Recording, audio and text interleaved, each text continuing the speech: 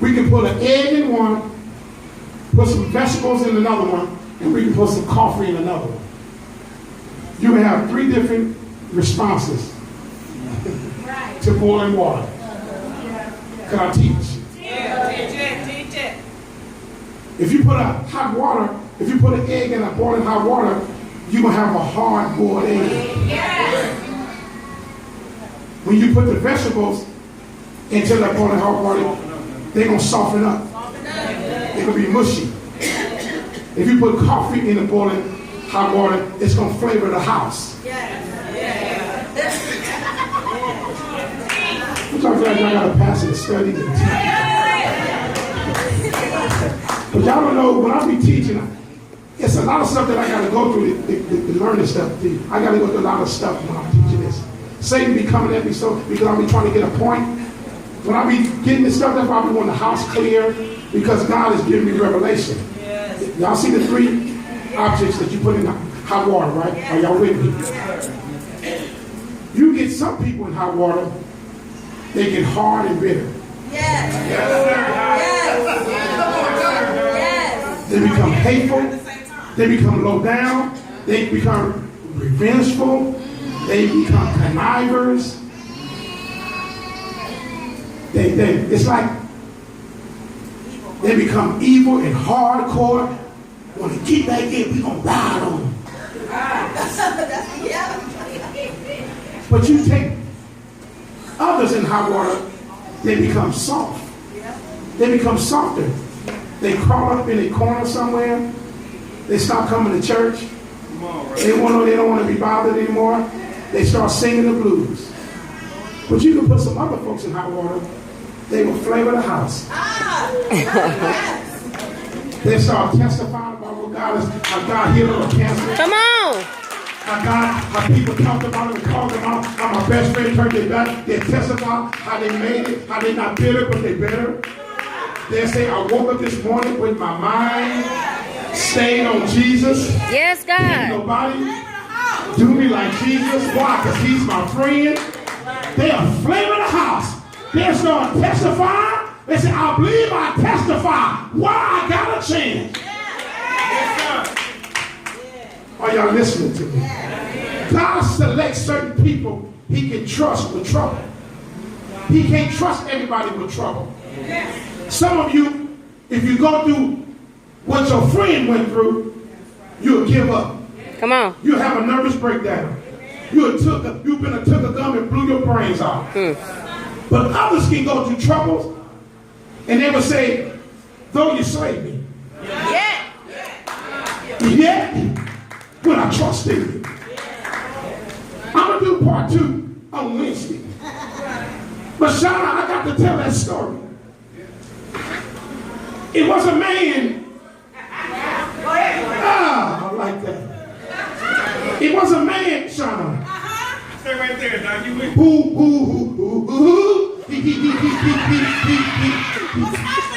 He wanted a promotion on his job. Well. And Sister Banks, he had a college degree. Yes, sir. But somehow, some other people knew the boss. Go ahead there, sir. And they got the position that he applied for. So he was angry, but he didn't want revenge. He said, maybe God want me to be in the mailroom. So he went to the mailroom while the other person that wasn't qualified get his position. Because they knew the boss. Are y'all listening to me? So one evening, he went to church. Are y'all listening to me? He went to church, and because he was saving up for a car, he said, if I can't get the position, I'ma at least buy me a new car. And he said, I'm gonna buy a new car, and that would take my mind off what I've been through. He saved up $10,000 to buy a new car. But when he went to this particular church, it was an evangelist there. He was a prophet. The prophet said, somebody in this church is saving up for something special in their life. and you saved up a lot of money, the prophet said, I hear the Lord saying to come plant what you've been saving up. Oh, Jesus. So the man said, I ain't no fool. God give me senses. I'm not going to give that preacher my money. I'm not going to give that church my money. I'm saving up for a car, which I need, because this bucket is about to cut out. Are y'all listening? So he said, I'm not going to give my money to that church. And the prophet said, stop pondering. You know who you are if you're in the church. Come plant that seed, that sacrifice that you've been saving up for something special. So the man went to the bathroom. And he was talking to another man in the bathroom. He said, I am not giving my money to that church. I'm saving up for me a car. Saving up for me a car. I'm not giving that church my money. I'm saving up for me a car. So he went out, and the preacher said, for the last time you in here, God told me to tell you to plant that seed into this church for the building fund. Something in the man said, you know what? The Spirit is speaking to me. I'm going to go ahead and write this check. So he wrote that check for $10,000, and he put it in the offering. And he went home because he was going on vacation that Monday. So he went on vacation. When he got back from vacation, are y'all listening to me? When he got back from vacation, they said, have you heard? They heard what? Our boss, he had a heart attack and he died. He said, what?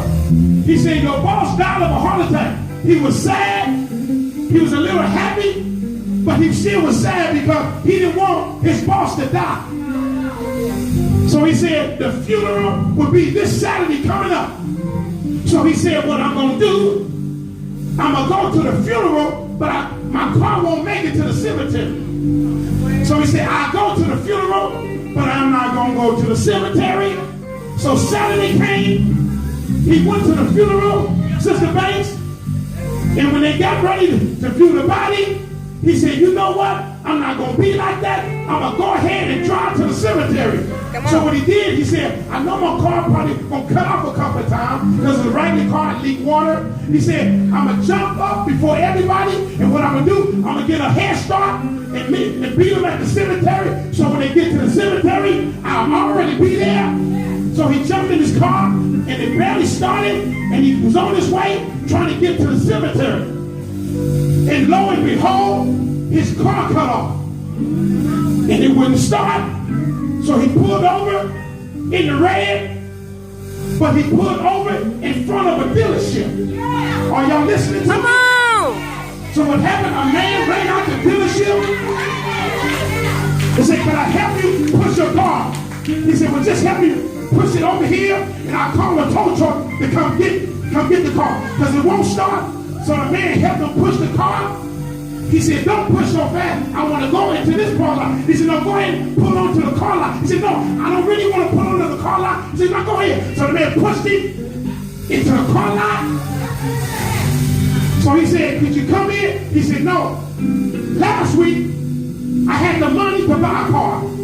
But this week, I don't got the money to buy no car. So do me a favor. I don't want to buy a car. The man said, just follow me inside. He said, I really do not want to buy a car today because I don't have the money. So I'm going to be all right. I'm going to just call the tow truck. So just let me be. I'm going to be all right. The man said, will you just follow me? So he said, I'm not a salesman. I'm not a manager. I'm the owner. Come on! He said, okay. He said, sit down right here. He said, I want you to know that when you gave that $10,000 at that church, remember when you went in the bathroom? I was running too. Yes, God! And you said you're not going to give that church your money because I'm saving up for a new car. And when we both went out back into the church, the preacher said, this is my last time to plant a seed. And I saw you roll a $10,000 check. And I looked, I said, wait a minute. And I told God, if I ever see that young man again, if I ever see that young man again, Yes, God! I'm going to plant a seed in his life. And lo and behold, guess who stopped right in front of the dealership? Thank you, Jesus. That man stopped right in front of the dealership. and he pushed it. He said, when I saw your car stop in front of my dealership. Notice I ran out there and I helped you push your car into my dealership. And what I want you to do, he owned a Mercedes dealership. Come on. He said, what I want you to do, I want you to pick a car. He said, what kind of car do you like? He said, I like that CL 550. The CLS 550. He said, I tell you what, go on the lot and pick whatever car you want. He went out there, picked a white CL 550. He jumped in and said, this one I like. He said, I tell you what, I'm a plant a seed in your life. I'm a planter. He said, what you mean? He said, I'm planting a seed in your life because the Lord said you need to plant a seed in somebody's life. You need to give away a car. And when I see you, the Holy Ghost said, that's the one I want you to plant a seed in. So he said, I want to give you this car, but I'll tell you what, you was on your way to somewhere. He said, I was on my way to a funeral. He said, I tell you what, you can take the 550 with you, go ahead to the cemetery, and when you come back, all the paperwork will be filled out. I had a peace slip written in your name when you come back. Yes, God. That's cool. That's cool. That's cool. So he jumped in his CL 550 to the cemetery. He went to the cemetery. He was waiting. By that time, everybody was pulling up from the funeral. And when they said ashes to ashes, dust to dust, they said, they told you, the owner of the company walked up to him, shook his hands. He said, bro, man, will you mind taking Mr. Johnson's position? We'll triple your pay. We just want you, will you be willing to accept this position? He said, yes, I'll accept the position. He said, well, you got the position, and you can take many vacation you want, and you can come back in a month, and the position is already yours. Because I know you qualify for the position, and what I did, I gave the wrong man a position, but I only give you that position that you applied for. He said, thank you. So everybody left the cemetery. He was the only one at the cemetery. And he looked up toward heaven and he said, God, I thank you for blessing me with a new car. I thank you for blessing me with a new job. And he thought about something. He was still at the cemetery. And when he looked down, he saw the casket of his boss. And he thought about what his boss said. His boss said, you'll never get my position over my dead body. Jesus! His dead body. Oh God, turn that thing around. Yes, he will. Yes, he will. Yes, he will.